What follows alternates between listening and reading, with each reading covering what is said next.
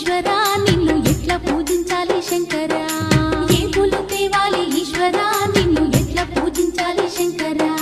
కోటి మహిమలతోని కొలువైన కోటప్ప నిన్ను పూజించిన జన్మే ధన్యమయ్యా ఏ పూలు తేవాలి ఈశ్వరా నిన్ను ఎట్లా పూజించాలి శంకరా ఏ పూలు తేవాలి ఈశ్వరా నిన్ను ఎట్లా పూజించాలి శంకరా